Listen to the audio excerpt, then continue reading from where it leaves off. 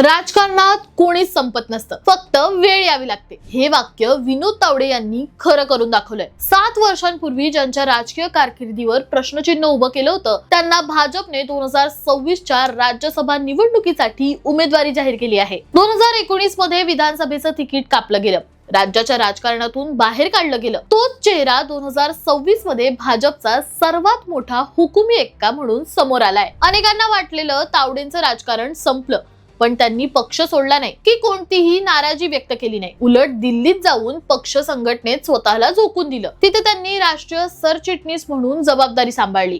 बिहार विधानसभेची जबाबदारी असो किंवा चंदीगड मधील विजय, तावडेंनी आपल्या कामातून दाखवून दिलं. त्यामुळे त्यांच्या निवडी मागे 2 मोठी कारणं आहेत. तावडेंना संसदीय कामाचा दांडगा अनुभव आहे, ज्याचा फायदा पक्षाला दिल्लीत होईल. आणि दुसरं, आगामी निवडणुका पाहता कोकणातील मराठा चेहरा म्हणून तावडेंची ताकद महत्वाची आहे. आमदारकीचं तिकीट नाकारण्यापासून ते आता थेट राज्यसभेचे खासदार, 7 वर्षांपूर्वी तो चेहरा महाराष्ट्राच्या राजकारणात मागे पडला होता, तोच आता दिल्लीच्या संसदेत गरजणार आहे. तुम्हाला काय वाटतं?